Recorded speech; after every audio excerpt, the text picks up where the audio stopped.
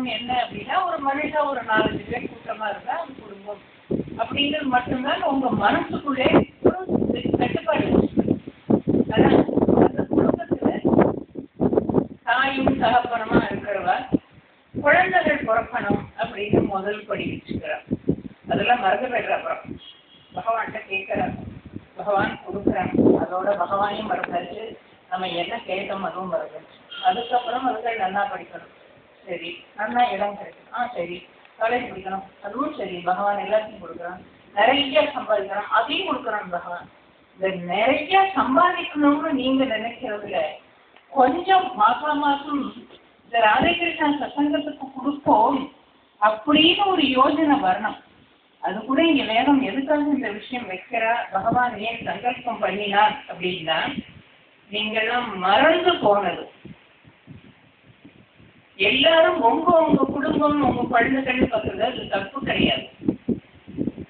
ஆனா அதே குடும்பத்துல பிரிவினை வரும்பொழுது மனசு தாக்குறது இல்லை. ஒரு பெண்ணோ அல்லது ஒரு பையனோ, நீ என்ன அம்மா, நீ என்ன அப்பா, எனக்கு என்ன கொடுத்துட்ட பக்கத்து வீட்டுல அப்பா அப்படின்னு சொல்லி பக்கத்து வீட்டுக்கு போற பொழுதோ அந்த தாய் உள்ளமும் அந்த தகப்பனுடைய உள்ளமும் கொதிக்கிறது இல்லையா?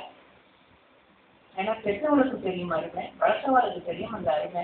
ஐயோ என் குழந்தை எப்படி வரணும்னு நினைச்சேன், என்னையே எதிர்க்கிறது. அப்போ இந்த நாட்டுல என்ன நடந்துட்டு இருக்கோ நீங்கெல்லாம் என்ன பண்ணணும் சிந்தனை பண்ணுங்க. அதுக்கு முதல் காரியம் என்னன்னா நம்ம கிட்ட பணபலம் இல்லாதது ஒண்ணும். ரெண்டாவது என்ன, நமக்கு பாரம்பரியங்களும் பணம் இல்லை, நம்மளா ஒரு காலெல்லாம் போட்டு அரையனா போட்டு, காரணங்கிறது இப்ப கிடையாது சொல்றேன். இப்ப ₹1 கூட ஒரு வேல்யூ கிடையாது, ₹10 வேல்யூ இல்லை. அதுக்கப்புறம் நான் ₹1 போகிறேன். அந்த மாதிரி நம்ம குடும்பத்தை நம்ம வளர்க்கணும். எல்லாரும் அவன் குடும்பத்தை வளர்க்கறத அதுல தப்பு கிடையாது. ஆனா இதெல்லாத்துக்கும் மூலம் யாரு?